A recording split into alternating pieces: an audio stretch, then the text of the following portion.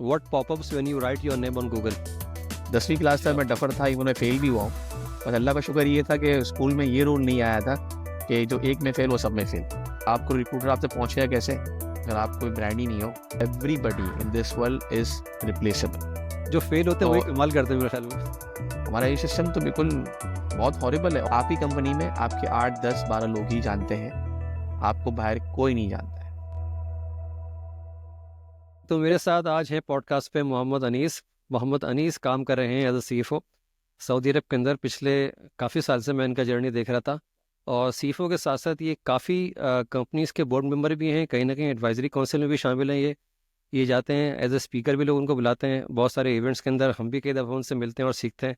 तो मेरे साथ हैं मोहम्मद अनीस आज। अनीस मेरे बड़े पुराने दोस्त हैं। हम लोगों ने सही काफ़ी जगहों पे साथ हमने इवेंट्स अटेंड किए हैं। एक ही स्टेज पे हम कई दफ़ा नज़र आए, कई दफ़ा ये मॉडरेटर के तौर पे नज़र आए, कई दफ़ा स्पीकर के तौर पे नज़र आए।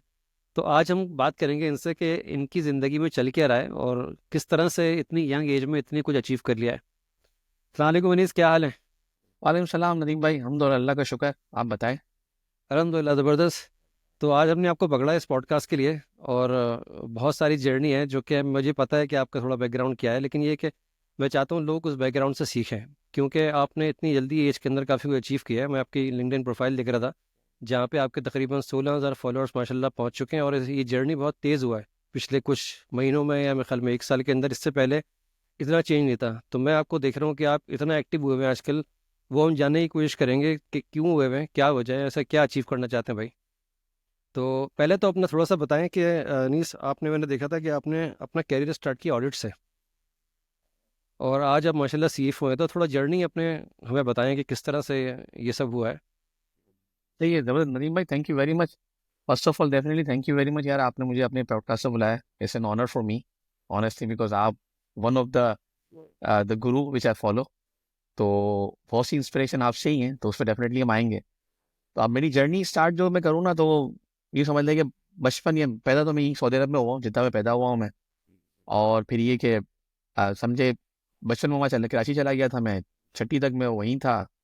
फिर हम वापस यहाँ पे आ गए। यहाँ पे फिर मैंने कंटिन्यू किया अपनी एजुकेशन। तो पता नहीं यार, अब ये नहीं बताइए, वैसे है, ये देखा है मैंने भी, लेकिन मैं कोई बड़ी बात नहीं करूंगा इसके अंदर।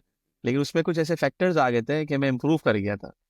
तो इसमें 9वीं क्लास तक मैं 9वीं में ही फेल हुआ था इवन एक सब्जेक्ट में, लेकिन अल्लाह का शुक्र है वो उसी टाइम रूल आया कि अब नेक्स्ट टाइम से कोई एक भी फेल होगा, सब में फेल होगा। ओह, तो मैं चलिए। बच गया, तो मैं 10वीं में आ गया। और कुछ करके मैंने 10th भी मैंने पास कर ली। उस जमाने में साइंस होता था डेफिनेटली, जो आज भी है, केमिस्ट्री, बायोलॉजी, फिजिक्स। मतलब मेरे साइंस था, पल्ले आर्ट्स था, और शायद कॉमर्स था, ये 3 सब्जेक्ट थे उस जमाने में। नहीं, 10वीं तक नहीं था हमारे, जो जब हम थे फेडरल बोर्ड था हमारा, तो उसमें 10th में से या तो कंप्यूटर साइंस, साइंस और फिर आर्ट्स, ये चीज़ें थी। कॉमर्स है ना, वो फर्स्ट ईयर में आता है, यानी ओह, 11th में आता है वो। तो 10वीं तक तो मैं डफर था। मैं बहुत अम्मी अम्मी को तंग किया, और मैं फेल भी बहुत हुआ हूँ, पढ़ने में नालायक था। थर्ड इन द फैमिली हूँ, तो काफ़ी प्रिविलेज थे मुझे। बड़ा, दोनों भाई, बड़े भाइयों को बड़ा तंग किया मैंने, तो मैंने बड़ा इंजॉय किया। तो फिर हुआ ये कि फिर अब नेक्स्ट स्टेप जाना था, तो अब साइंस तो समझ आती ही नहीं है, फिजिक्स बायोलॉजी को समझ नहीं आती थी, तो हम घुस गए, चलो भाई कॉमर्स में जाना है, कॉमर्स ही करेंगे। मेरे जो मुझसे बड़े भाई हैं, उन्होंने भी यही कॉमर्स में ही ज्वाइन किया था, तो मैं कहा यार उनको ही फॉलो करते हैं और चलते हैं उसमें। तो जो कुछ नहीं कर जब पाते थे वो कॉमर्स में आ जाया करते थे। हाँ, नहीं, उससे भी एक बुरा है आर्ट्स। अच्छा। लेकिन वो लड़कियों में ज्यादा होता है, लेकिन हाँ आर्ट, अब आप देख रहे हैं आर्ट में लोग कितना कमा रहे हैं आजकल, वो हाँ, तो मतलब आपकी सोच है कि एक पेंटिंग मिलियंस में निकल जाती है कभी कभी बिल्कुल। तो। ये हम उस जमाने की बातें कर रहे हैं जब आर्ट्स की कोई वैल्यू नहीं होती थी। तो कॉमर्स का भी यही हाल था। कॉमर्स में सारे सारे डफर जो थे ना पूरे, वो उस कॉमर्स में जमा होते थे। अब मेरे गुड लक ये थी कि जो साइंस के जो अच्छे से अच्छे लड़के थे ना, उसमें एक दो अच्छे लड़के कॉमर्स में आ गए थे। ओके। उसमें एक लड़का था शाकिर नाम का, मेरा मेरा बहुत पुराना बचपन का दोस्त है। आज भी हम कनेक्टेड हैं दोनों आपस में। वो समझे, उसने मुझे चेंज किया। उसने हम्म। मुझे सिखाया है कि भाई यार, पढ़ना किस तरह से, पढ़ाई किस तरह की जाती है। तो वो फर्स्ट ईयर से मेरा टर्न अराउंड हुआ था, मेरे चेंजेस आए थे। और आई थिंक मुझे अभी भी याद है, शायद सेकेंड ईयर के फर्स्ट टर्म में मैं थर्ड आया था। मतलब ऐसा चेंज वो लेके आया था। उसने बताया था पढ़ाई किस तरह करनी है, कि अच्छा। आपने रट्टे नहीं लगाने, आपने समझना है, कॉन्सेप्ट को समझना है। हम तो रट्टे लगा देते हैं कि भाई 6 पेज भरने, 8 पेज भरने और पेपर हो जाएगा। तो वो मेरा बड़ा लाइफ चेंजिंग टाइम था मेरा, उससे मैंने काफ़ी सीखा। मेरा नेबर भी था, वो मेरे मोहल्ले में रहता था, तो उससे मैंने बहुत लर्न किया। अच्छा। तो अल्लाह उसको जज़ाय खैर दे यार, कि उसने मुझे अच्छे ट्रैक पे डाल दिया था मुझे। तो बस वो फिर जब कॉमर्स के एंड में पहुंचने वाले थे, जब सेकेंड ईयर के एंड में थे, तो फिर अब नेक्स्ट ट्रैक करना था कि आगे करना क्या है। उसमें अब था कि आना कराची ही था, बाहर तो अफोर्डेबल था नहीं हमारे लिए, फैमिली बैकग्राउंड बहुत बहुत लो बैकग्राउंड था हमारा, तो इधर कराची ही जा सकते हैं और तो ऑप्शन था नहीं कोई। तो उसमें एक था, पहला ऑप्शन था सीए पाकिस्तान, जो आई कैप है। अब उसका ये सुना था भैया 7-8 साल 9 साल निकल जाते हैं, लोग बुढ़े हो जाते हैं और पेपर निकलते ही नहीं है। तो और हम आईके तो में आपने उसने बीकॉम की बात की है ना? नहीं, वो ये था कि अब इंटर के बाद देखना था किस ट्रैक पे जाना है, एक माइंड तो बंदा बनाता ही है ना, लेकिन हाँ ना इंटर के बाद भी अब आई कैप शुरू तो कर सकते हैं ना, जो फाउंडेशन हाँ। शुरू कर सकते हो आप फिर भी। तो उसमें मैं कहा यार ये तो अपनी बस की बात नहीं है, मतलब ये तो बहुत, हम इतने 30 मार्क खान नहीं हो तो मतलब परसेंटेज रेशो भी को 5-6% होता है, definitely good for the people जो पास आउट होते हैं। और आई कैप ने अपना एक मेंटेन किया हुआ स्टैंडर्ड जो आज लेकिन भी हम है कमाल। 95% में आते थे। एग्जैक्टली exactly, हम वो थे तो बस सच्ची बात है, मैंने तो अपने आप को असेस कर लिया था कि भाई हम तो 5% वाले नहीं है। तो उस जमाने में हमारे टीचर ने बोला था कि यार आईसी में बड़ी कमाल की चीज़ है, तुम वो कर लो, वो अच्छा। करना तुम, हाँ। और मेरे भाई उस टाइम तक ना वो उन्होंने बीकॉम कर लिया था, वो मुझसे 2 साल आगे थे, और वो भी फिर आईसी में इंटर हो गए होने वाले थे। हम्म। तो मैं कहा ठीक है भाई, फिर बीकॉम करेंगे और फिर आईसी में चले जाएंगे। अब उन्होंने बोला था भाई कि बैचलर करके जरूर आना है, वरना वीज़ा नहीं मिलेगा, बैचलर ज़रूरी है।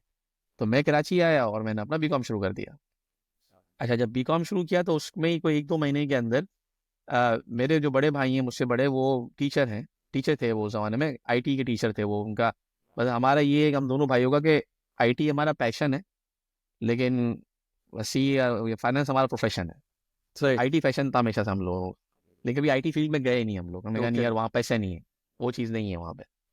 तो उनका एक स्टूडेंट था, वो कोई सेमिनार हुआ था, उसमें एसीसी का ब्रोशर लेके आ गया वो, अच्छा। और दिखाता है सर, यार सलीम सर, मेरे भाई का नाम सलीम है, यार सर देखिए यार ये कुछ कुछ चीज़ लग रही है, कुछ दम है कुछ इसके अंदर। सुनैने आया था आईसीसी उस जमाने में। हाँ, आईसीसी उस जमाने में बिल्कुल ही मतलब पाकिस्तान में थोड़ा बहुत आ गया था, कुछ लोग थे जो पेपर्स दे रहे थे, वो अब भाई घर पे लेके आ गया। अब मैंने पढ़ा, मुझे लगा अट्रैक्टिव, यार ये कुछ चीज़ है इसमें, यार कुछ दम है कुछ इसमें। फिर मैं टीचर से बात की मैंने, तो उन्होंने बोला कि यार ये इसका नाम तो मैंने बहुत सुना है, अगर कर सकते हो तो घुस जाओ इसके अंदर, बिकॉज ये हम्म। इंटर्नशिप क्वालिफिकेशन है, तुम्हें वैसे ही यहाँ पे रहना तो है नहीं, तुम तो वापस सऊदी अरब जाओगे, मिडिल ईस्ट जाओगे, तो आईसी में से बेहतर है ट्राई मार के देख लो। मैं उसमें बीकॉम कर रहा था, और वी कैन स्टार्ट, साथ में सीएटी जो कैट होता है उससे स्टार्ट कर सकते हैं। तो मैंने उसमें बिस्मिल्लाह कर ली, उस जमाने में था भी सस्ता, मतलब कंपेयर टू हम्म। आज कितना 20 पाउंड या 25 पाउंड का एक पेपर होता था। तो अब्बू से बात किया, बोलने लगा ठीक है चलो यार ये तो अफोर्डेबल है, तो चलो कर लो बिस्मिल्लाह।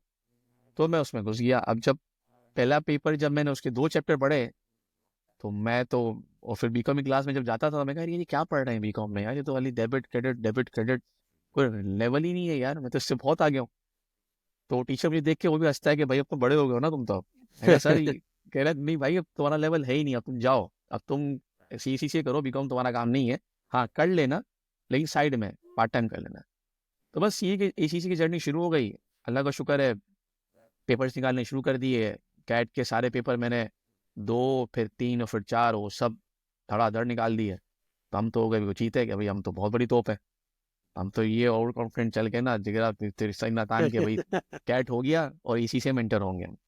अब उस जमाने मेरा भाई जो आईसी में कर रहा था, उसने कहा यार, उसने भी शिफ्ट मारा आईसीसी पे, यार आईसी में इतना स्कोप नहीं है और हमें वैसे ही बाहर जाना है, तो बेहतर है कि हम एसी से पकड़ लेते हैं। तो वो भी उसमें घुस गया, मैं भी एसीसी में आया। अब जब एसीसी में आया ना, तो वहाँ झटका लगा पहला मुझे, जब मैं एक पेपर में फेल हुआ। अच्छा।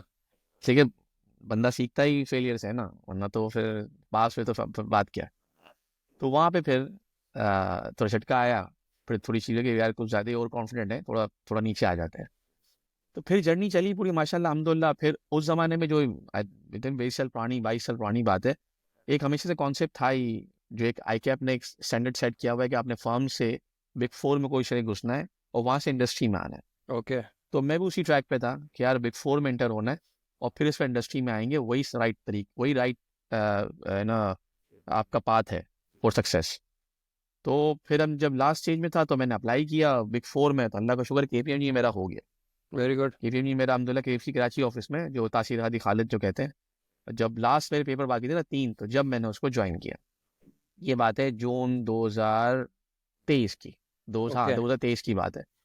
जिस समय मैंने अभी लास्ट अटेम्प्ट की, अल्हम्दुलिल्लाह निकल गया मेरे तीनों पेपर, धक्के में निकल गए, लेकिन बहुत टफ था वो। उस ज़माने में आपको एक साथ 3 पेपर देने होते हैं ICC के लास्ट, बहुत टफ था वो। तो अल्हम्दुलिल्लाह अम्मी अब्बू की दुआओं से और बस कोई निकल गया और अल्हम्दुलिल्लाह हम क्वालिफाई हो गए।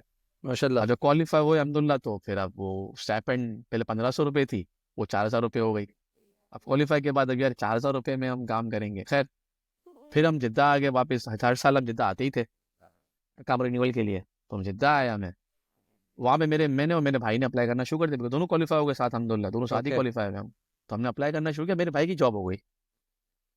और जब उनकी जॉब हुई तो वो रियाल में जॉब आई, जो रुपए में थे वो रियाल हो गए यहाँ पे। मैं कहा यार मैंने भी नहीं हिलना है यहाँ से, हमें कुछ ना कुछ करना ही है यहाँ पे। मैंने फिर ईवा में इंटरव्यू दिए, हम बहुत से इंटरव्यूज दिए मैंने, कुछ जगहों पे पेट्रोमिन में पार्ट टाइम काम भी किया। और ओके। फिर ईवा में इंटरव्यू था तो अल्लाह का शुक्र है कि फिर वो था कि यार इंशाल्लाह हो जाएगा। तो फिर हमने यहाँ से रिज़ाइन दे दिया और फिर मैं EY ज्वाइन कर लिया मैंने। फिर वो कोई ये 2004 की बात है, जब मैंने सितंबर 2004 में मैंने EY ज्वाइन किया। फिर वहाँ से जर्नी चली मेरी फर्म की। तो वही जो लॉजिक यही थी कि यार एक एक अंडर जो उस जमाने में जो पाथवे था कि भाई आपने एटलीस्ट मैनेजर तो रुकना है यहाँ पे फर्म में, आपको पूरी साइकिल देखनी है कि आप एक जूनियर से आहिस्ता सीनियर हो, फिर असिस्टेंट मैनेजर, फिर मैनेजर बनते हो, तो वहाँ तक आपने देखनी है दुनिया पूरी। फिर आपको अच्छी अपॉर्चुनिटी फर्म आउटसाइड मिलती है। तो वो जर्नी मैंने पूरी की 9 साल में। फिर मैं जब 8-9 साल से मैं पहुंच गया था तो फिर मैंने 9 साल आपने ऑडिट फॉर्म में काम किया? हाँ 9 साल ईवा में काम किया, जिद्दा ऑफिस के अंदर ही। ओके, तो वेरी गुड। मैं जूनियर 2 था मैं, और मैं सीनियर मैनेजर बना 9 साल के अंदर। तो माशाल्लाह। 6 प्रमोशन मिली मुझे ओह। 9 साल के अंदर। हाँ तो अल्लाह का शुक्र, उससे मेरे मेंटोर जो थे, मेरे गुरु अब्दुल समद साहब, स्टिल देयर इन यूआई। तो अच्छा। उनका ही है सब कुछ, उन्होंने बड़ा सपोर्ट किया मुझे, बड़ा गाइड किया। बिकॉज तो ऐसे अब जब पाकिस्तान में फॉर्म में जाते हैं ना, तो वो तो पता ही होता है कि यार यहाँ तो मतलब बच्चे हैं, उनको बड़ा करना है, तो वो 4 साल में बंदा ग्रो करता है। अब यहाँ दुनिया डिफरेंट है। यह एक है कि आपको एज ए एम्प्लॉय रखा है, आप कोई टेम्प या ऐसे कोई स्टैंडर्ड वाले एम्प्लॉय नहीं हो, तो आपसे बहुत ज़्यादा एक्सपेक्टेशन होती है। तो शुरू में बड़ी मार खाई हमने, बड़ी बेवकूफ़ियाँ की, वैसे हम कभी प्रोफेशनल लाइफ देखी ही नहीं। लेकिन अलहमदुलिल्लाह के बड़े अच्छे मेंटोर मुझे मिले उसमें। एक अब्दुल समद साहब, जो उनका बड़ा बड़ा एहसान है उनका यार, उन्होंने बड़ा सपोर्ट किया मुझे मेरे कैरियर के अंदर। तो 9 साल निकल गए उनकी छत्र छाया में, निकल गए ज़्यादातर। बाकी बड़े अच्छे अच्छे पार्टनर्स मिले हमें, बहुत अच्छे पार्टनर्स थे, कोलीग्स अच्छे मिले, मैनेजर्स और भी मिले। तो अलहमदुलिल्लाह काफ़ी अच्छा एक जर्नी निकली मेरी 9 साल की। फिर अब डेफिनेटली अब जब इतना टाइम गुजर गया तो अब अगेन एक जब फर्म में आए थे, देखा था एक हमारे पाकिस्तानी थे पार्टनर, वो पार्टनर बने थे, तो हम बड़ा देखते थे यार पार्टनर एक दिन हम भी बनेंगे पार्टनर ना। लेकिन जब एक 8-9 साल गुजर गए तो एक चीज़ समझ मतलब देख लिया, मैंने खुद असेस कर लिया कि यार पार्टनरशिप इतना आसान नहीं है। मेरे आगे बहुत से लोग हैं जो क्यू में हैं, मुझसे बेहतर हैं लोग, ठीक है ना। और दूसरा फिर वो लाइफ बहुत टफ है, मैं उस लाइफ के लिए नहीं बना हूँ। मुझे अपना एक फैमिली लाइफ मुझे चाहिए। चलो जब तक मैं बैचलर था, मतलब 2010 तक मैं बैचलर था, तो फर्म में तो रातें निकल रही हैं, दिन निकल रहे हैं, मतलब मैंने तो ऐसा भी किया है कि 48 घंटे भी काम किया हमने नॉन स्टॉप, वो भी गुजारे, रातें गुजारी हैं वहाँ पे, बहुत किया है। लेकिन शादी के बाद डेफिनेटली फिर चीज़ें चेंज हो जाती हैं आपकी लाइफ के अंदर। शादी जब तो हुई थी, वो आप उसी में थे EY के अंदर? मैं उस टाइम मैनेजर बन चुका था, 2010 में शादी हुई तो मैनेजर बन चुका था मैं। उसके बाद ही मैं फिर चला, लेकिन फिर वहाँ पे फिर चीज़ें कुछ ऐसी हुई कि यार नहीं अब, और मैं फर्म मटेरियल नहीं था मैं उस तरह से, मैंने सही। अगेन असेस कर लिया, ठीक है कोई गलत चीज़ लेकिन नहीं ये है। ख्याल शादी के बाद ही क्यों है कि मैं नहीं पासपोर्ट नहीं हूँ? नहीं नहीं, वो देखिए मैं बता ना आपको कि बात यही था हमेशा शुरू से कि फर्म में करना है और फिर शिफ्ट हाँ। करना है इंडस्ट्री में अच्छे लेवल पे जाके, लेकिन मैनेजर अच्छा बनने अच्छा। के बाद निकलना है, इससे पहले नहीं निकलना है। तो जब तक आप शादी नहीं करते, रिस्पॉन्सिबिलिटी होती है ना, वो कब आऊँ, कब हम्म। सोऊं, कब जाऊँ, कौन पूछने वाला है। हम ये बोले ठीक है भाई, लाइफ करियर बना रहा है, बनाने दो लड़के को। सही है। लेकिन फिर वो था कि निकलना तो है वहां से बाहर, बिकॉज वो लाइफ बहुत टफ थी। और बड़े देखे मैंने लोग यार, मतलब वो लाइफ नहीं है उस तरह की। लेकिन करने वाले लोग बहुत अच्छा बैलेंस करते हैं, मैं शायद उतना अच्छा बैलेंस नहीं कर रहा था शायद। तो प्लान था कि निकलना है, और फिर यही था कि यार अगर मैं यहाँ पे अब बंदा सोचता ही नहीं कि जहाँ पे है वो उसके टॉप पे पहुंचे ना, अगर वो टॉप उसके लिए नहीं है अवेलेबल, तो फिर कहीं और मूव कर जाए। बिल्कुल। तो मैं कहा फिर क्यों ना फिर अब इंडस्ट्री में आके CFO को देखें, फिर वहाँ पे उस टॉप पे पहुंचे हम लोग, व्हाई नॉट। तो फिर बस उसमें फिर जॉब हंटिंग चलती रही, और फिर 2013 में मैं शिफ्ट हुआ किंग अब्दुल्ला पोर्ट पे। हमारी अच्छी अपॉर्चुनिटी मुझे मिली 2014 के अंदर, मुझे वहाँ पे उनकी रिक्वायरमेंट ऐसी थी कि मैं उस रिक्वायरमेंट को मीट करता था, तो फिर मैं वहाँ निकल गया। फिर किंग अब्दुल्ला पोर्ट जो जिद्दा से है 100 किलोमीटर, तो डेली में अप एंड डाउन करता था मैं। तो वो लो। 2 घंटा आना, 2 घंटा जाना, तो वाह। 4 घंटे मेरे रोड पे निकलते थे मेरे। ये कितने साल किया है ये सिस्टम? ये 4 साल किया मैंने। 4 साल? लेकिन 4 साल मैंने 2 घंटा आना 2 घंटा जाना, लेकिन ये था कि 1 घंटा मैं करता था ड्राइव और फिर बस होती थी स्टॉप से और वहाँ से हम जाते थे। अच्छा अच्छा अच्छा। तो शुरू में तो डेफिनेटली एक लर्निंग कर्व था, तो वो काफ़ी अच्छा इंप्रूव किया। अच्छी बात थी कंपनी स्टार्टअप थी, तो मैंने सारे सिस्टम, प्रोसीजर्स, मैनुअल, ईआरपी, हर चीज़, टीम बिल्डिंग, सब कुछ किया। अल्लाह का शुक्र है मैंने उसमें बड़ा अच्छा, मुझे इसमें मौका मिला और अच्छे सीएफओस थे मेरे वहाँ पे, बड़ा अच्छा टाइम गुजरा उनके साथ, तो मुझे लर्निंग काफ़ी अच्छी मिली। और फिलहाल उसमें कंस्ट्रक्शन भी थी और पोर्ट इंडस्ट्री भी साथ साथ थी, तो काफ़ी अच्छा एक्सपोजर मिला मुझे। लेकिन फिर वही बस 3-4 साल बाद जब हुई ना कि अब मैंने ये असेस करना शुरू कर दिया कि यार अब कोई नेक्स्ट लेवल होना चाहिए, टाइम आ गया है। और 4 घंटे मेरे रोड पे निकल जाते हैं, जो कि मेरे लिए अच्छा नहीं है किसी भी तरह। मतलब 4 घंटे में ज़ाया कर रहा हूँ अपने दिन के डेली बेसिस पे। अच्छा, मैंने नोट किया मुश्किलात भी इसलिए आ रही होती हैं कि आप आगे बढ़े, हाँ। है ना? पहली आप उस मुश्किलात आई कि यार मैं इसके लिए बना नहीं हूँ, आपने कहा अगला स्विच मारो। दूसरी हाँ मुश्किल आई कि यार 100 किलोमीटर जाना होता है। फिर अगर ये मुश्किल ना आए तो बंदा ग्रो ना करे, क्या ख्याल है? वही है, जब तक वो कहते हैं ना, जब तो झटका नहीं लगता है ना, बंदा कुछ करता नहीं है, वो अपने ना वो कंफर्ट जोन में बैठा हुआ होता है कि यार अब हाँ। तो चल रही 9 to 5 और इतना इन कंट्रोल है। अब इसमें एक रीजन ये नहीं थी, दूसरी रीजन जो थी सबसे जो दूसरी रीजन थी वो थी हमारा मैका सीएफओ एकेडमी, हमारी सलीम साहब हमारे। अच्छा, जब मेगा वो सेल को हुआ था आप लोगों का तो आप लोग वहाँ पे पोर्ट पे जाते थे? हैं अच्छा डेली अच्छा अच्छा, तो वहाँ से सलीम साहब ने आपको चेंज किया वहाँ से? वहां से चेंज हुए सलीम साहब। वो इस तरह से 2016 के करीब ना इनकी कोई वीडियो टकरा गई मुझे लिंक्डइन के ऊपर, गई ना घूम फिर अच्छा। के लिंक्डइन पे वीडियो मेरे पास उनकी आ गई। उनकी एक वीडियो देखी और हम हो गए इंस्पायर उनसे, जो कि हर कोई हो जाता है उनसे। तो अब मैंने उनका पहला जो था ना सीएफओ, क्या था वो, इनर सर्कल, ओके। मैंने वो ज्वाइन कर लिया 2017 के अंदर। अब जो वो ज्वाइन किया ना, तो फिर आंखें खुलना शुरू हुई कि हम कर क्या रहे हैं। मतलब हम तो पहले हम्म। सोचते थे कि अगर हम टेक्निकली स्ट्रांग हैं तो फिर जॉब ही जॉब है हमारे लिए ना, हम और चीते हमारी हम तो प्रमोशन यार। ही प्रमोशन है। बस आईएफआरएस अच्छा आता है, फाइनेंशियल क्लोज अच्छे कर लिए, बैलेंस शीट टाई है आपकी, ऑडिट टाइम पे हो रहा है, ज़कात सबमिट हो रहा है, तो आपकी ग्रोथ है। उन्होंने आंखें खोली कि बेटा ऐसा कुछ भी नहीं होता है, आपको सॉफ्ट स्किल्स चाहिए, लीडरशिप ये स्किल लोग ग्रो कर चाहिए। रहे होते हैं, वो इन चीज़ों को फोकस ही नहीं कर रहे होते। और आपने यही सीखा ना फॉर्म में भी, तो यही ना यार, अगर आप आईएफआरएस चैंपियन हो तो आप सुपर स्टार हो, अगर आईएफआरएस चैंपियन नहीं हो तो आप डफर हो। यही अब सीखे हमने क्लाइंट शुरू से किया, कम्युनिटी, जितना आप स्ट्रांग होंगे टेक्निकल में, जितना आईफाईआरएस रटे होंगे, उतना आप ऊपर जाएंगे। अब वो हर जगह पे एप्लीकेबल नहीं है ना। अगर आप ऑडिट में हो प्योरली और आपकी हम्म। कंसल्टेंसी है समझ आती है, लेकिन इंडस्ट्री में तो गेम ही नहीं है। बिल्कुल। आपकी कम्युनिकेशन स्किल्स होनी चाहिए। अब वहां से मेरे चीजें टर्न होना शुरू हुई। अब मैं जॉब अप्लाई करता था तो उसमें भी मैं बिल्कुल बहुत डफर की तरह मैं अप्लाई किए जा रहा हूँ, कुछ कर ही रहा हूँ। उन्होंने फिर उसमें मैंने टिप्स लर्न की बहुत सी, किस तरह जॉब अप्लाई की जाती है, कैसे अप्रोच किया जाता है, अपनी सीवी कैसे डिजाइन की जाती है, किस तरह आपने इंटरव्यू अप्रोच करना है, तो उस कोर्सेज में मुझे वो भी मिला। तो वो इंस्पिरेशन वहाँ शुरू हुई मेरी फिर चीज़ों की ना, कि अब मुझे नेक्स्ट हंटिंग करनी है। अब सेम इस कंपनी में भी सेम था कि वो सीएफओ लेवल का ये था कि वो मिलना नहीं है आसानी से, वो मिलेगा नहीं।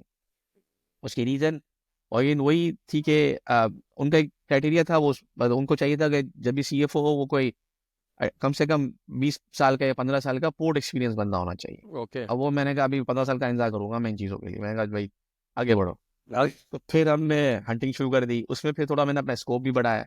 मेरे सीएफओ थे वो काफ़ी सपोर्टिव थे, उन्होंने कहा नहीं सर ओके। देखो, यहाँ पे कुछ तुम्हारा होना नहीं है, हंटिंग शुरू कर दो अपनी, मैं पूरा सपोर्ट करूंगा तुम्हें, अच्छा, उस तुम्हारा कंपनी के कैरियर है सीईओ भाई। ही मशवरा दे रहे थे?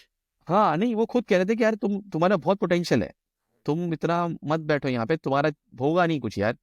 अगर मैं चला भी जाऊंगा ना यहाँ से कर, तो तुम्हारा वो तुम्हें मिलेगा नहीं चांस, वो बहुत मुश्किल ही है। तो हम्म। तुम थोड़ा आगे बढ़ो, तुम वैसे ही अप एंड डाउन से, वैसे ही तुम्हें एक अलग चक्कर है तुम्हारा, तुम्हारी फैमिली यहाँ नहीं आ सकती, हम्म। और तो कुछ देखो और अपना स्कोप बढ़ाओ, तो थोड़ा सऊदी अरब में ढूंढो। मैं फोकस है जिद्दा में, जैसे मेरे पेरेंट्स जिद्दा में होते हैं, कि नहीं थोड़ा फोकस बढ़ाओ, चीज़ें इंशाल्लाह सब हो जाती हैं। तो मैंने अपना स्कोप बढ़ाया। फिर वो ये हुआ कि फिर जॉब मिली एक, ये ईफो वाली, एक रिक्रूटर ने अप्रोच किया था मुझे एक लिंक्डइन पे। लिंक्डइन पे प्रोफाइल में बड़ा, उस टाइम मैंने काफ़ी काम शुरू कर दिया था, मैंने अपना किस तरह से अप्लाई करना है, लोगों से कनेक्ट करना। अच्छा, इस पोर्ट से आप हम्म। डायरेक्ट सीईओ बने फिर? हाँ, तो फिर ये हुआ ओके। कि वो एक रिक्रूटर ने मुझे लिंक्डइन पे अप्रोच किया। तो वहाँ से फिर इंटरव्यू प्रोसेस पूरा हुआ, मैंने मल्टीपल इंटरव्यूज़ दिए यहाँ पे। अब ये कंपनी जो है वो अरामको एक मतलब कस्टमर भी है, अल्टीमेट शेयर होल्डर भी है, हम्म। और दूसरी होल्डिंग यहाँ पे मासिक की है। तो फिर मैं इंटरव्यू, मेरे मल्टीपल इंटरव्यूज़ हुए, पहले ऑनलाइन हुआ, फिर इसके बाद इन पर्सन हुए 2-3 इंटरव्यूज़। फिर अलहमदुलिल्लाह वो जो रिक्वायरमेंट सी है वो होता है, वही होता है, वो बस वो मैच होने वाली बात होती है। तो बस वो उनकी रिक्वायरमेंट मैच हो गई, उनको ये बंदा चाहिए था इस तरह वाला, जिसने ये काम 2-4 चीज़ें थी, काम वो तो करता उस था वो, वक्त उसके बाद। अनीस तुम्हारी उस हाँ। वक्त एज क्या थी जब सीईओ बने? यार ये 2018 में मुझे मिली थी अपॉर्चुनिटी, और मैं उस साल कितना हुआ, मैं अगर मैं कितना हुआ 2018 अगर हुए तो 1982 36। 36। माशाल्लाह। तो यानी हाँ 36 ईयर में आपने सीएफओ हाँ का कुर्सी पहन हाँ ली। हाँ, वो मैंने ले लिया। वो तो अल्लाह का वो अगेन एक स्टार्टअप कंपनी, बिकॉज कंपनी उसी टाइम फॉर्म हुई थी। हमने एक बड़ा प्रोजेक्ट विन किया था उन्होंने, शेयर होल्डर्स ने, तो उसके लिए कंपनी बना दी उन्होंने। फिर अगेन वही जीरो से पूरा, तो मैं दूसरा एम्प्लॉय था, पहला सीईओ था, दूसरा क्या मैं था। तो पूरी कंपनी पूरी फॉर्म करना, मतलब कंपनी फॉर्म का ऑफिस तक डिजाइन करना, ऑफिस पूरा बनाना, उसके फर्नीचर बाय करने, उसके आईटी सेटअप करना, फिर सारा कुछ किया, अच्छा, पॉलिसी ये जो प्रोसीजर। एक्सपीरियंस आता है ना, मैंने भी एक स्टार्टअप में काम किया है, बिल्कुल स्क्रैच हम्म से, जहाँ कंपनी फॉर्म होती है जहाँ पे, वहाँ से। हम्म और स्टार्टअप का जो एक्सपीरियंस है इट्स टोटली डिफरेंट। ठीक है, उसकी ग्रोथ गारंटी नहीं होती है, लेकिन ये कि जो आपको एक पर्सनल एक्सपीरियंस मिलता है ना, वो लाइफ टाइम अचीवमेंट होती है आपकी। क्योंकि आप जब इंडस्ट्री को ज्वाइन करते हैं, आप एक चलती हुई ट्रेन में बैठ जाते हैं। आपको नहीं पता कि इंजन कैसे बना है उसका, कौन सा इंजन लगा हुआ है, कौन ड्राइवर है उसका, हम नहीं पहुंच पाते वहां तक। हम एक पीस का हिस्सा बन जाते हैं और उस पीस में ही रहते हैं। यस, आप एक स्टार्टअप का सिस्टम का सबसे बड़ा पार्ट बन फायदा जाते हो ये है बस। कि आप सारे डिपार्टमेंट को टच कर लेते हैं, भले हम्म, वो एडमिन हो, एचआर हो, क्योंकि आप ही सब कुछ होते हैं वहाँ पे। और सीएफओ पे कुछ कुछ लोग ज्यादा ही ट्रस्ट करते हैं, ये बंदा सब कुछ कर लेगा। वही तो, वो आप एक मशीन का पार्ट बन जाते हो सिर्फ आप। हाँ। आपको ये वो पता नहीं मशीन अच्छा, बनी कैसी थी, वो नहीं पता आपको। अच्छा वो ट्रस्ट जो है ना, वो मैंने देखा नहीं है कि किसी एचआर पे आ रहा हो, सप्लाई चेन पे आ रहा हो, या एडमिन पे आ रहा हो, ये फाइनेंस पे आता है ट्रस्ट। तो बस, तो फिर यहाँ से फिर वो बस, अब 2018 में ये ज्वाइन किया मैंने। जैसे ये काम कर रहा हूँ, कहते 6-7 साल होने वाले हैं। तो बस अब 7 साल तो हो गए, अब 7 साल अभी हो जाएंगे मार्च के अंदर। माशाल्लाह। अब यहाँ पे लर्निंग चल रही है अपने हिसाब से, एक नया सेटअप है, आरामको से डील करते हैं हम लोग, तो एक डिफरेंट डायनामिक्स है उसके अपने अपने। तो काफ़ी अच्छी लर्निंग चल रही है। सीईओज मुझे हमेशा अच्छे मिले, बोर्ड मेंबर्स मेरे बहुत अच्छे हैं, काफ़ी सपोर्टिव हैं, काफ़ी अंडरस्टैंडेबल हैं, तो अल्लाह का शुक्र है, तो उसमें चल रही है जर्नी। अच्छा, आपने बताया आपका टर्निंग पॉइंट आया जहाँ पे आपने एक सीएफओ प्रोग्राम ज्वाइन किया था सलीम के साथ। है, बिल्कुल। तो उसमें आपका फोकस किस तरह चेंज हुआ? एक तो होता है टेक्निकल एरिया जहाँ पे आपका फर्म का एक्सपीरियंस होता है, आईएफआरएस है। लेकिन जब आपने वहाँ से निकला, एक एक शिफ्ट आया, तो उसमें फिर फोकस बदलना पड़ा होगा सारा। हम्म। तो वो जर्नी किस तरह से आगे बढ़ा, कि क्या ऐसा प्रैक्टिस किया आपने अपनी उस फोकस को शिफ्ट करने के लिए या प्रैक्टिस करने के लिए? वो भी थोड़ा सा मुझे बताएं, बड़ा इंटरेस्टिंग एरिया है जो मैं चाहता हूँ लोग सुने। कि अगर आप हम्म एक टेक्निकल एरिया में इन्वॉल्व हैं और आप सीएफओ की तरफ जाना चाहते हैं, तो ऐसा कौन सा एक्शन हैं जो आपको लेने पड़ेंगे? हम्म। अच्छा, इसमें ये ना, अब जैसे एग्जांपल तो आपको देता हूँ मैं ना, उस कोर्स में एक चीज़ थी कि आपने अपनी सीवी कैसे बिल्ड करनी है और रिक्रूटर कैसे अप्रोच करना है। अब ओके। मैं करता क्या, जैसे मैं एग्जांपल देता हूँ, लिंक्डइन पे आई जॉब पोस्ट आई, मैंने उसको वो इजी अप्लाई दबाया, वो खत्म। अब मुझे कॉल आई, ये गलत अप्रोच थी। उस कोर्स से मैंने एग्जांपल, एक चीज़ मैंने सीखी कि भाई आपने ये इजी अप्लाई तो कर दिया, फिर पता करो उसका रिक्रूटर, उसका पोस्टर किसने पोस्ट किया उसको। हम्म। उसको किसी से रीच आउट करो, अपना लिंक्डइन प्रीमियम करो, उसको रीच आउट करके पर्सनल मैसेज भेजो, और उसमें मैसेज में आपने आपने बताना है कि मेरा नाम ये मेरी क्वालिफिकेशन है और मैंने ये अचीवमेंट की है। आपने वो आपको आईएफआरएस आता है, आपको फलाना ढिमकाना आता है, उससे कोई फर्क नहीं पड़ता। आपकी अचीवमेंट क्या थी, कि आपने फॉर एग्जांपल क्लोजिंग साइकिल को कम कर दिया, इतनी सेल बढ़ा दी, हम्म। इस तरह से आप एफिशिएंसी लेके आ गए, वो आपको पिक होता है। और आपने इतनी टीम को संभाला है, इतने लोगों को आपने ग्रो किया है, इतनी आपने ट्रेनिंग्स की हैं, ये आपकी पीपल पीपल मैनेजमेंट है। अब ये एक साइड होगी, एग्जांपल होगी। दूसरी बात कि आपकी सॉफ्ट स्किल्स और क्या है इसके अलावा, कि पीपल मैनेजमेंट कितनी अच्छी है, लोग मुझे ट्रस्ट, अगर फॉर एग्जांपल अगर मेरे लोग अंडर काम करते हैं, तो क्या मैं इतना ओपन हूँ कि मेरे पास आके बात कर सकते हैं वो लोग, या मुझे उनसे हम्म। डर लगता है। Is my door is open for them और close for me for them, ये चीज़ आ गई। फिर कम्युनिकेशन किस तरह से करनी है, बोर्ड का एक्सपोजर कैसे लेना है। अब पहले मैं क्या था, मैं थोड़ा शाई पर्सन हूँ, थोड़ा सा मेरी नेचर उसे कि मैं शाई पर्सन हूँ। तो जब मैंने वो चीज़ देखी ना, तो फिर मैंने अपने सीईओ से मैंने फिर रिक्वेस्ट की कि यार मुझे थोड़ा ऑडिट कमेटी और बोर्ड में थोड़ा लेके जाओ मुझे। हम्म। अब वो खैर बोर्ड में तो नहीं जा सका मैं, और बोर्ड की प्रेजेंटेशन मैं ही बनाता था हमेशा, ऑडिट अच्छा, कमेटी आपने उनसे प्रेजेंटेशन। रिक्वेस्ट की कि मुझे वहाँ पे लेके जाओ, हाँ, कि मुझे उसमें बैठना है जाके। और वो ठीक है, अभी एक्सेप्ट कर तो, लिया उसने? हाँ, तो बोर्ड तक तो खैर नहीं जा सके, क्योंकि बोर्ड का वो थोड़ा वहाँ पे डिफरेंट लेवल था, तो बोर्ड में क्या यार, वो तो पॉसिबल नहीं है। अगर प्रेजेंटेशन सारी मैं बनाता था, फाइनेंस की पूरी प्रेजेंटेशन मैं ही बनाता था, हम्म। मेरी फाइनेंस साइड पूरा मेरे ही पास ही था। लेकिन ऑडिट कमेटी में एटलीस्ट मैं इंटर हो गया था। ऑडिट कमेटी में जब पे हमारे क्वार्टर्स होते थे वहाँ पे, और एनुअल भी होता था, तो क्वार्टरली मीटिंग के अंदर मैं जाके बैठूँ, तो फिर वो सीएफओ लीड कर रहा है, लेकिन उसमें एक लर्निंग मुझे मिलनी, बिकॉज वो भी एक सीवी का मेरा एक पार्ट है कि अगर मुझे उस नेक्स्ट लेवल पे जाना है, तो मेरा एक्सपोजर है ऑडिट कमेटी या बोर्ड से या शेयर होल्डर से या सीईओ से इवन, बिकॉज सीएफओ तो बीच में बैठा हुआ है। तो वो मुझे काफ़ी उन्होंने सपोर्ट किया। फिर दूसरी बहुत इंपॉर्टेंट चीज जो हम लोग मिस करते हैं, हम फाइनेंस में बैठे हुए होते हैं हर वक्त, अकाउंटिंग करे जा रहे हैं, फाइनेंस करे जा रहे हैं, हम लोग डिपार्टमेंट से डील ही नहीं करते। हमें बिजनेस का पता ही नहीं कि हम मंजन क्या बेच रहे हैं, पता ही कुछ नहीं है हमें, तो ना बस आ रहा है इनकम है, रेवेन्यू आ रहा है, किस तरह से लोग सेल कर रहे हैं, किस तरह से मार्केटिंग कर रहा है, कैसे वो कस्टमर से मिलता है, वो इंजीनियरिंग जैसे हमारे कंस्ट्रक्शन की इंजीनियरिंग में क्या होता है वो मैं कब के, तो फिर उन्होंने मुझे उसका भी एक्सपोजर किया, भाई तुम जाओ, अब तुम खुद जाके मीटिंग करोगे, मैं नहीं आऊँगा तुम्हारे साथ। तो ओके। मैं हर डिपार्टमेंट हेड के साथ बैठता था, उसको समझता था, फिर बजट जब बनते थे तो बजट में उनको गाइड करना कि बजट कैसे बनाना है, अब बजट बन गया है, अब कैसे उसको अचीव करना, उसमें सपोर्ट करना। तो फिर डिपार्टमेंट जाना शुरू कर दिया मैंने आहिस्ता आहिस्ता, मैंने आईटी के पास जाके बैठा, मैं प्रोजेक्ट मैनेजमेंट के पीएम होते थे उस पर बैठा, कंस्ट्रक्शन की जो हमारे जो इंजीनियरिंग डिपार्टमेंट था उस पर जाके बैठा, गवर्नमेंट रिलेशनशिप वाला था उससे मैं मिलता जुलता था, तो उन्होंने थोड़ा मुझे एक्सपोज करना शुरू कर दिया तो एक्चुअली ट्रेनिंग आपने तक। अपना सबसे बड़ा काम जो काम किया वो ये किया कि कंफर्ट जोन से निकले, और हाँ। अपना काम तो अपनी जगह जा रहे हो, तो आप एक जिम्मेदारी है। इसका मतलब ये नहीं कि आप जिम्मेदारी छोड़ के दूसरी जगह जाएं, लेकिन you started managing both areas, business areas and your finance areas. So हाँ। उसमें आपको एक एक्सपोजर मिला जिसने आपको हेल्प किया टूवर्ड्स सीएफओ पोजीशन, कि यार हाँ। वहाँ पे अब मैं केपेबल हूँ कि मैं कुछ कुछ बन सकता हूँ वहाँ जाके, क्योंकि इतनी एक्सपोजर मिलने के बाद you will be, you can be discussing it, you can discuss many thing in the meeting, कि यार बिजनेस क्या होता है, सप्लाई चेन क्या होता है, एट ए स्ट्रेटेजिक लेवल। हाँ। तो ये ना वो दो चीज़ें मैंने लर्न की उसके अंदर, जो बोली गई थी लेकिन मैंने इम्प्लीमेंट नहीं किया था। मुझे फर्म के ज़माने में मेरे मेरे बॉस ने मुझे बोला था कि अगर ग्रो करना है ना तो अपने नीचे बच्चे पैदा करो, और बच्चे उस तरह पैदा नहीं करो, बच्चे ट्रेन करो। अब हम डरते बहुत हैं हम लोग, हमारे में एक है, एशियंस में एक प्रॉब्लम है कि अगर उसको सिखा देंगे तो मेरी जॉब खा जाएगा। यस होता है ऐसा, लेकिन यार देखो, अल्लाह तवक्कल चलना चाहिए इसके अंदर। अब बच्चे नीचे पैदा करोगे तो ऊपर जाओगे ना, अगर मेरे नीचे टीम होगी तो मैनेजर बनूंगा ना मैं, अगर ऐसे लोग मैं ना, ही। ये इतना अहम बात है, लोग समझते नहीं है, क्योंकि ना मैंने अक्सर ये तक देखा है लोगों को कि लोग अपने से ज़्यादा होशियार बंदा हायर भी नहीं करते हैं। हाँ। वो ये। वो वो इंटरव्यू इस बात का नहीं लेते हैं कि ये कितना स्किलफुल है या कितना स्मार्ट है, वो इंटरव्यू इस बात के लेते हैं ये मुझसे बेहतर तो नहीं है ना। ये मेरी जॉब खा जाएगा। अब देखिए ऐसा होता है, हर कंट्री हर जगह पे होता है, हर कल्चर में ये चीज़ होती है, बहुत से लोग बैक स्पैकिंग को बहुत माहिर है, ऐसा नहीं कि नहीं है, लेकिन आपको अगर अपनी है ना नॉलेज, आपकी जॉब कोई खा नहीं सकता, आपकी नॉलेज कोई नहीं खा सकता।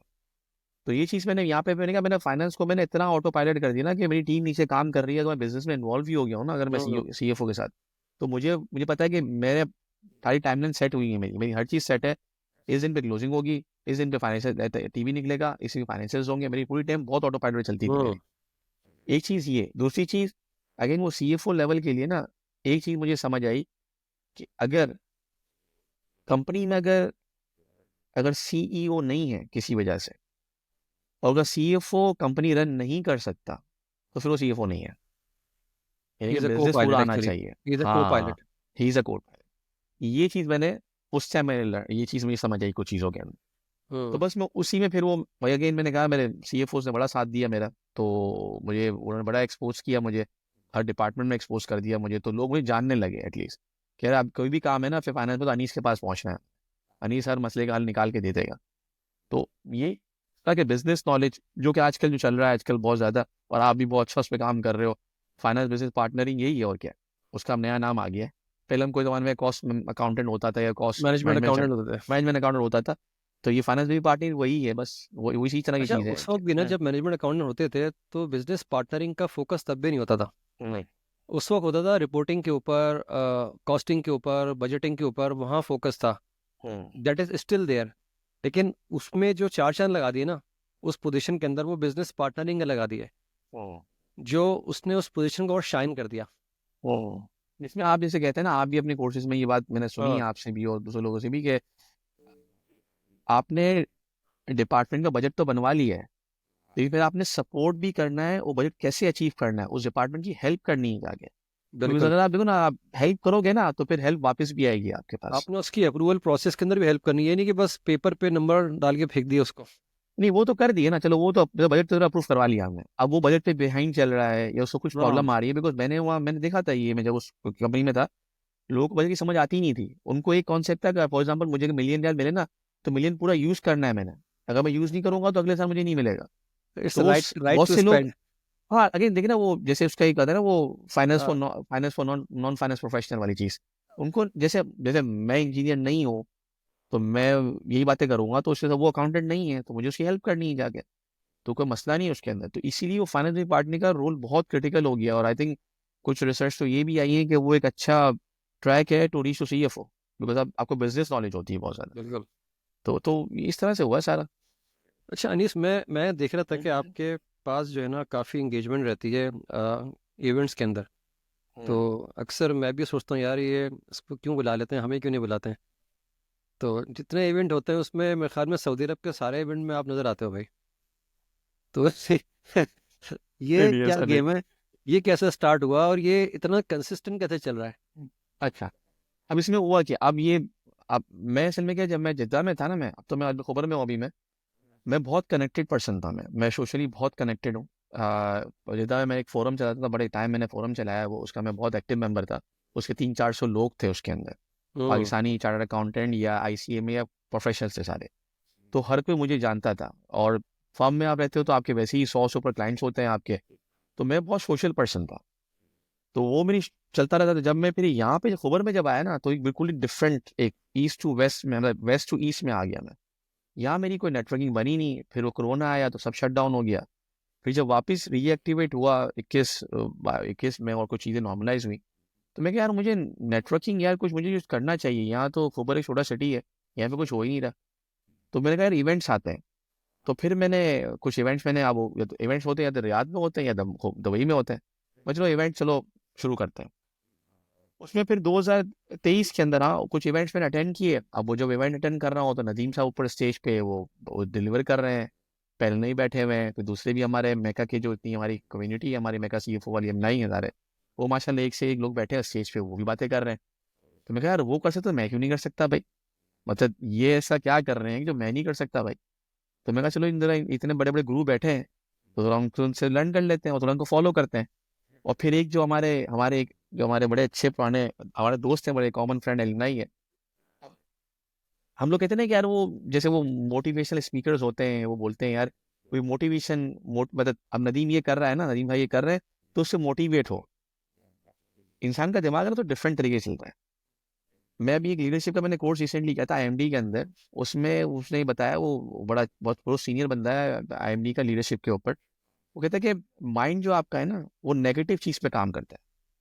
एग्जाम्पल इस तरह से नेचुरली वो नेगेटिव पे काम करता है। नेगेटिव काम करता है कि वो हमेशा it will play not to lose, okay. या play not to lose, not to lose. play to win नहीं करता कभी भी। या वो तो बस मैं हारूं ना, जीतने भी नहीं सोचता वो। उसकी हाँ, ट्रेनिंग देनी पड़ती है आपको। इसी वो तरह से आपको हम अगर उसके नेचर के अगेंस्ट जाना पड़ता है, हाँ उसमें जोर इसी लगता है जरा। हाँ वो एक नेचुरल है, वो अल्लाह ने रखा है, उसकी अल्लाह की मसीहत अपनी उसकी ना उसके ऊपर। अब हम कहते हैं ना मोटिवेशन लो, तो वो हमें नहीं आता। एक और वर्ड इसका है अपोजिट, पॉजिटिव जेलेसी। एक बड़े अच्छे हमारे सीनियर मेंबर ने कभी बोला था, पॉजिटिव जेलेसी का वर्ड यूज किया था 2023 के एंड में, जहाँ पे हम दुबई मिले थे एक इवेंट के ऊपर। हमारा जो वो था, हमारी ग्रेजुएट सेरेमनी थी हमारी जो मैका की ग्रेजुएट सेरेमनी में। उसने ये बात कही थी कि पॉजिटिव जेलेसी क्रिएट करो और लोगों से इंस्पायर होके ना उनको, उनसे आगे बढ़ो, उनसे फॉलो करो उनको। बस वो मैंने पकड़ लिया कि यार अब नदीम भाई कर सकते तो यार मैं भी कर सकता हूँ। फिर डेफिनेटली मुझे इनवाइट तो आते थे। फिर मैंने अप्रोच करना शुरू किया अलमनाई के अंदर, जैसे आपसे अप्रोच किया, फिर हमारे मोहम्मद रूबी जो है हमारे, उनको मैंने अप्रोच किया। काफ़ी लोग यार कभी भी कोई ऑप्शन कभी भी आए ना तो एक चांस दो मुझे एक पैनल के अंदर। तो अलहमदिल्ला मुझे पहला चांस मिल गया। और एक पहले फर्स्ट टाइम मुझे ऑनलाइन चांस मिला था मुझे, उसमें मैंने अच्छा। काफ़ी ट्रेनिंग की मैंने रूबी के साथ कि यार कैसे करना होता है, क्या करना होता है। उसे काफ़ी सपोर्ट किया, वो खुद उस पैनल में भी था। तो फिर वो किया पहला, वो हो गया। फिर मैंने कहा चलो और जोर मारते हैं, और लोगों से रिक्वेस्ट की यार कहीं से कुछ करवा दो, तो दूसरा मिला। फिर जब भी कोई इवेंट मेरे को बुलाता था ना तो कहता यार मुझे इनवाइट कर देना करके भी। अब सीएफओ तो अल्लाह का शुक्र है टाइटल है, तो उस पर लोग अप्रोच करते हैं कि भाई ये सीएफओ इवेंट है आप आ जाओ। मैं उनसे रिक्वेस्ट करता है कि यार मुझे है ना आप है ना एज अ स्पीकर लो, मतलब या एज अ मॉडरेटर बड़े ले लो या हम्म। पैनलिस्ट ले लो, मैं ऐसे नहीं आऊँगा। खर्चा सारा मैं उठाऊंगा, खर्चा मैं दूंगा, मैं आपको कुछ देने की जरूरत नहीं है, मैं सेल्फ कर करूंगा, मुझे मुझे इन्वेस्ट करना था उसके अंदर। तो बस वहां से एक जर्नी एक तो ये शुरू की मैंने। सेकेंडली 2024 के स्टार्ट में ना मैंने ये एक बना लिया कि यार लिंक्डइन को ग्रो करना है बस। हम्म। उसमें फॉलोइंग ग्रो करनी है मुझे, कुछ भी करके ना फॉलोइंग ग्रो करनी है, पोस्टिंग करनी है दबा के मैं। जैसे मैं बताऊं इसमें एक हम्म। जो जो जो मैं भी लोगों को बताता हूँ कि आपको नेटवर्क जो है ना बड़ा इंपॉर्टेंट चीज़ है, इन्वायरमेंट। आपने जो इंस्पिरेशन ली है लोगों के साथ, वो इसलिए नहीं ली कि आप लेना चाहते थे, आपने इसलिए ली क्योंकि जिस नेटवर्क में आप थे वहाँ पे ये सब लोग करते थे ये सारे काम, जिसकी वजह से आपको इंस्पिरेशन मिली कि यार मुझे भी करना चाहिए।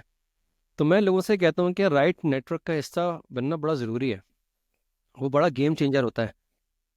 तो आपने वही किया, और आज माशाल्लाह आप हमसे ज़्यादा इवेंट अटेंड करते हैं, हम तो पीछे रह गए। हमें तो लोगों ने अपना वो सारे जो गैप थे वो आपने फिल कर दिए कि यार मैं हूँ अकेला काफ़ी हूँ बस। नहीं नहीं नहीं, वैसा नहीं है अब्दुल्ला। अभी माशाल्लाह अभी देखें ना, अब वो जर्नी मैंने स्टार्ट की था, मैंने 2 काम इससे शुरू कर दिया। मैं लिंक्डइन पे एक्टिव होगा ना, मेरी पोस्ट आना शुरू होंगी। अगेन मैं खुद कोई पोस्ट नहीं बनाता हूँ, मैं लोगों की पोस्ट, मतलब अच्छे आर्टिकल सब चीज़ें शेयर करता हूँ। कुछ पोस्ट मैंने कुछ भी बनाई है, अर्ली स्टेज में मैंने बनाई भी काफ़ी, कि वो ट्रेनिंग प्रोग्राम बहुत सारे फ्री कोर्सेज, ये कोर्सेज तो मैंने उसकी बहुत बनाई है मैंने। तो वो मैं काम सारे मैं शाम में करता था फैमिली के टाइम के अंदर, वो टीवी चल रहा है और साथ में मैं कर रहा था। वो डिफिकल्ट था बहुत। मतलब एक शुरू में तो मैं आई थिंक ऑलमोस्ट 3-4 महीने तो मैंने डेली पोस्ट किए मैंने, एक एटलीस्ट। और पूरे साल की जो पोस्ट थी मेरी, एवरेज बनी थी मेरी 1 पोस्ट पर डे बनी थी मेरी एवरेज। उसका ये इम्पैक्ट भी हुआ कि मेरे के 2 लाख से इंप्रेशन थे, वो 1.5 मिलियन पे पहुंच गए मेरे ओह। पूरे साल के अंदर। तो और मेरे फॉलोवर्स भी ऑलमोस्ट डबल हो गए। अगर मैं ये नहीं करा तो मैंने कहा बहुत अच्छी वैल्यू दी है, लेकिन मैं कहा मैंने पहले एक बेस तो खड़ी करूँ। जैसे हम्म। मेरा ये था कि एक बेस बनेगी तो उसमें मुझे फिर लोग मुझे अप्रोच करेंगे। तो वो मैं उस स्पीकर वाले में ये था कि पहला टारगेट था कि मैं एज ए पैनलिस्ट स्टार्ट करूं, बिकॉज डायरेक्ट आपको सोलो तो नहीं देते थे आने से लोग ना, वो नहीं मिलता आपको। सोलो मुझे भी मिला अल्हम्दुलिल्लाह। अभी लास्ट मंथ मुझे वो मेका का इवेंट था, वहाँ मैंने पहला सोलो किया। आपके साथ ही किया था, आपके बात किया था मैंने, आपसे इंस्पिरेशन लेके, और मतलब डर डर के वो पहुंचा था स्टेज पे। तो वो टांगे काफ़ी थी मेरी डेफिनेटली कुछ टाइम के लिए, बट मैं कर गया। तो अब वो नेक्स्ट फेज यही है मेरा, कि अब मैं अगर कोई शेयरिंग में सोलो पकड़ूँ, इवन दो अभी जैसे अभी तो 2025 स्टार्ट हुआ, जनवरी है, ऑलरेडी 5 इवेंट पे तो बुक हो चुका हूँ मैं। 5 इवेंट मेरे बुक है। माशाल्लाह, इस साल हाँ के वो 5 इवेंट बुक हैं। 5 इवेंट मेरे बुक है।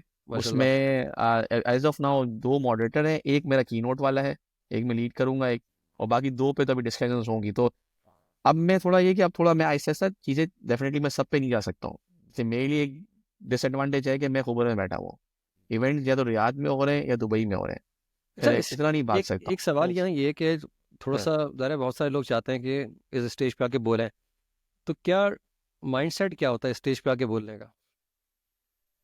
यार देखिए, मैंने तो सिंपल, देखो मेरा तो सिंपल ये था कि अगर मैंने कहा मैं थोड़ा शाई पर्सन तो अपनी जगह पे हूँ, ठीक है हम्म। ना। दूसरा मेरा एक और भी, एक टारगेट और भी है, जो मैंने कोई लास्ट ईयर मैंने इस पे कोई आई थिंक कोई 1 या 1.5 साल हुआ है मुझे, मैं उस पर काम कर रहा हूँ। कि मैंने ये किया कि यार अब 20 साल हो गए हैं तकरीबन मेरी प्रोफेशन के अंदर, तो अब आई थिंक ये एक अच्छा टाइम है, या स्टार्टिंग पॉइंट हो सकता है कि मैं किसी ऑडिट कमेटी या बोर्ड में बैठूं जाके, बिकॉज मेरे पास इतनी टेक्निकल फाइनेंशियल टेक्निकल एक्सपर्टीज है कि एटलीस्ट ऑडिट कमेटी में, हर ऑडिट कमेटी में फाइनेंशियल एक्सपर्ट हम्म। चाहिए होता है आपको। तो मैं वो क्यों ना पकड़ूं मैं। अब उसके लिए मुझे नेटवर्क बिल्ड करना है, और नेटवर्क बिल्ड करना है मुझे उस लेवल का कि जहाँ पे ऐसे लोग आते हैं, हम्म। या या तो मैं ऐसे फोरम पे जाके जाके मैं अगर स्पीकर या अगर मैं स्पीच करूंगा तो उनको लगेगा यार ये बंदे में दम है। वरना अनीस तो बहुत सारे हैं यहाँ पे, मतलब हम्म। मिलियन, आधे क्या मिलियन मिल जाएंगे आपको अनीस में, कौन सी बड़ी बात है। तो मैं क्यों यूनिक। तो उस जब मैं उसमें था ना, जबकि मुझे इस पर करना है, तो मैंने कुछ कुछ मैंने इंस्टीट्यूट ज्वाइन भी किए मैंने। और एक था कि मैं ऐसी गैदरिंग में जाऊं, और not as a as a क्या बोलते पार्टिसिपेंट, एज अ स्पीकर, ताकि वो स्पेस पे एक अलग इंप्रेशन आता है लोगों के ऊपर। बहुत फर्क पड़ता है, और स्टेज पे आप बहुत होते हैं फर्क तो आपका पड़ता है। फोकस होता है पूरा लोगों का। हाँ, कि लोग आपको देख रहे हैं, तो वो वही अलग बात है ना कि यार मैं हूँ, I am something different. Because एक इवेंट में 100 बंदा होता है, स्पीकर 10 होते हैं, तो 10 को ज़्यादा इंपॉर्टेंस होती है, 100 की नहीं होती इंपॉर्टेंस इतनी। अगेन मैं किसी को डिग्रेड नहीं कर रहा हूँ, बट अगेन ये एक फैक्टर है। दूसरा, इससे आपको बड़े बेनिफिट होते हैं। पब्लिक स्पीकिंग स्ट्रांग होती है आपकी, आपको लोगों से बातचीत करने से बहुत लर्निंग मिलती है। डेफिनेटली एज सीएफओ आपने, अभी मैं शायद एक छोटी फर्म में हूँ, कंपनी में हूँ, कल बड़ी किसी जगह में चला गया, वहाँ पर कितने लोग होंगे, किस तरह के लोग होंगे, हम्म। आपकी वैरायटी तो आपको आपको चाहिए ना। तो ये क्या होता है, मेरी बोर्ड, नेक्स्ट कंपनी मेरी बोर्ड थोड़ी डिफिकल्ट हो, डिफरेंट बैकग्राउंड्स की हो, तो इसमें बड़ा एक बड़ा फायदा मिलता है आपको, और लर्निंग बड़ी अच्छी हो जाती है आपकी उसके अंदर ना, कि आप जब कोई चीज़ आपको प्रेजेंट करनी है तो आप उसके लिए बहुत रिसर्च करते हो पीछे बैठ के। और वो कहते हैं ना, जब आप भी जो बात करते हो, और आप जो माशाल्लाह कर भी रहे हो, कि वो कोर्सेज तो 100 कर लिए, लेकिन वो रहता वही है जो आपने खुद पढ़ा दिया। जो आपने पढ़ा बिल्कुल। दिया ना वही आपको जहन में रहता है, पढ़ने को तो आपने 100-200 पढ़ लो। अच्छा, इस तरह के तो चैलेंजेस एक्सेप्ट करने से आपकी अपनी लर्निंग बहुत तेज़ होती है, क्योंकि तो जब भी आप इस तरह के चैलेंज एक्सेप्ट करते हैं तो डायरेक्टली आप कुछ ना कुछ तैयारी तो करते हैं, और इस तैयारी में आप कुछ ना कुछ नया सीख लेते हैं। बिल्कुल ये बहुत एडवांटेज होता है इसका। बिल्कुल यही अच्छा, तो। हम्म, आगे बढ़ते हैं अनीस, थोड़ा सा मैं देखना चाह रहा हूँ कि आपके पास ना सर्टिफिकेशन बहुत है। हम्म, मैं वो लिंक्डइन प्रोफाइल लिख रहा था तो हर थोड़ी देर बाद एक सर्टिफिकेशन आ रही थी। हम्म। बस लंदन बिजनेस स्कूल से भी कुछ चल रहा है, एसी से तो आपने किया हाँ। हुआ है, ये हार्वर्ड से भी कुछ टच किया हुआ है। जी। तो ये एक्सपीरियंस कैसा रहा ग्लोबल सर्टिफिकेशन का? अच्छा, इसमें ये हुआ कि डेफिनेटली वो क्वालिफिकेशन तो थी हमेशा से मेरे पास, लेकिन अब ये था ना कि आप एक जब आप एग्जीक्यूटिव लेवल पे आप आ जाते हो ना तो थोड़ा एग्जीक्यूटिव एजुकेशन भी आपको चाहिए होती हैं। तो एक ड्रीम था कि यार हार्वर्ड में एक बार जाना है यार, क्योंकि हार्वर्ड कुछ है, तो चलो चलते हैं एक बार ना। तो फिर मैंने एक CFO प्रोग्राम मैंने सर्च किया था। तो वो मैंने काफ़ी टाइम से सर्च किया हुआ था, लेकिन वो बस वो फिर अलहमदिल्ला अप्रूव हो गया बाद में मेरा। तो मैं सबसे पहले मैं हार्वर्ड गया था, जहाँ पे मैंने CFO प्रोग्राम किया मैंने। तो वहाँ एक अलग दुनिया मैंने देखी कि यार किस तरह से लोग कहाँ पहुँचे हुए और हम किधर हैं। फिर ये हो गया तो फिर मैंने कहा, अरे चलो ये CFO तो मैंने टेक्निकल प्रोग्राम तो कर लिया, लीडरशिप में अभी भी जगह है, गैप है। तो फिर हम्म। मुझे स्टैनफोर्ड का एक मिला मुझे। तो फिर मैंने स्टैनफोर्ड। स्टैनफोर्ड का अच्छा। मुझे मिला, लीडरशिप प्रोग्राम मुझे मिला स्टैनफोर्ड का। तो फिर नेक्स्ट ईयर में, जो कि मैं 22 के एंड में मैं हार्वर्ड गया, 23 के एंड में मैं स्टैनफोर्ड गया। तो वहाँ पे मैंने इसका कोर्स किया। अब जब मैंने वो कर लिया ना तो फिर मुझे एक चीज़ रियलाइज मुझे उसमें हुई, मतलब वही बंदा लर्निंग इसी से सीखता है कि यार वो नेटवर्क बिल्ड नहीं हुआ मेरा। जो एलुमनाई नेटवर्क है ना वो मेरा बिल्ड नहीं हो रहा। कि वो वो तो हार्वर्ड में गए, वो 5 दिन हम पढ़ के आ गए, लेकिन एलुमनाई तो कोई है ही नहीं, कनेक्शन खत्म सारे, कोई वो शायद अपने अपने घर वो एक चले गए अपने अपने में। सर्टिफिकेशन थी खाली। हाँ, तो वो एक था कि एक मुझे एक बैकग्राउंड मिला, मुझे एक मुझे समझ लेना कि मुझे एक बेस लाइन मिली कि मुझे अब कौन सी चीज़ को मुझे अप्रोच करना है, कौन सी चीज़ मुझे जो आई थिंक मुझे करनी चाहिए जो मुझे हेल्प करेगी, और वो करूँ उसमें इन्वेस्ट करूँ जिसमें मुझे एलुमनाई भी मिले। एलुमनाई का बेनिफिट क्या है कि मुझे फिर वो सर्कल मिलता है, मुझे वो लोग मिलते हैं, फिर वो एक ऐसी जगह पे बहुत सीनियर लोग आते हैं हम्म। जो पूरे मिडिल ईस्ट से फैले हुए हैं, तो मुझे उस लेवल पे कनेक्शन बनाना है अपने। वो सब ये तो ठीक है, एक लेवल पे मेरे लेवल पे मुझसे लेवल तो बहुत है कनेक्शन मेरे, लेकिन मुझे अपने ऊपर लेवल कनेक्शन बनाना है। अगर मुझे और हाई ग्रो करना है या हम्म। मुझे बोर्ड में जाना है और कमिटीज में जाना है तो मुझे उन लोगों से मिलना पड़ेगा। तो इसलिए फिर ये मैंने लंदन बिजनेस स्कूल का मैंने रिसेंटली स्टार्ट किया मैंने। मतलब अब तो लास्ट मॉड्यूल होने वाला अगले हफ्ते मेरा इंशाल्लाह, तो खत्म हो जाएगा। वो 7 मंथ की जर्नी थी मेरी वो। तो उसमें एलुमनाई मिलता है आपको लंदन बिजनेस स्कूल का, जो कि बहुत ही वन ऑफ द लार्जेस्ट है इन द वर्ल्ड।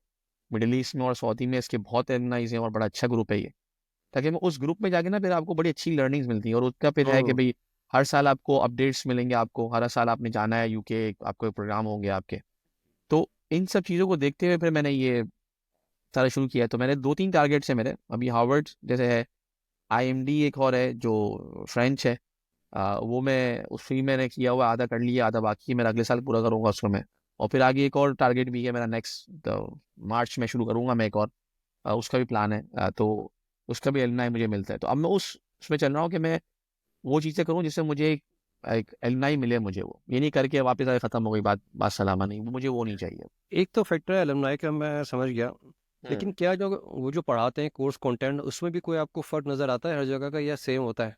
नहीं, बहुत से कंटेंट में काफ़ी चीज़ें थे। मैंने बताया ना अभी आपको, मैंने एग्जांपल दी जो लीडरशिप वाली एग्जांपल दी ना, कि वो जो मैंने को माइंड की मैंने एग्जांपल दी आपको, वो IMD का एक कोर्स है लीडरशिप के ऊपर, इज 8 वीक्स ऑनलाइन कोर्स। बहुत अच्छा ओके। कोर्स है यार, मतलब वो लीडरशिप का मतलब उसने मतलब हिला के रख दिया मुझे लिटरली। मतलब वो इतना अच्छा स्ट्रक्चर है कि आपको स्टार्टिंग में 360 फीडबैक आपने कलेक्ट करने हैं अपने पूरी सराउंडिंग से, अपने जूनियर से, अपने पेयर से, अपने सीनियर से, बोर्ड, हम्म। सप्लायर, कस्टमर, सबसे जहाँ से भी ले सकते हो आप। और उसको आपने 8 वीक तो उसको रिफ्लेक्ट करना है विद मल्टीपल आपके आपके पेयर ग्रुप होंगे, आपका बडी होगा, आपका अपना एक मेंटोर होगा।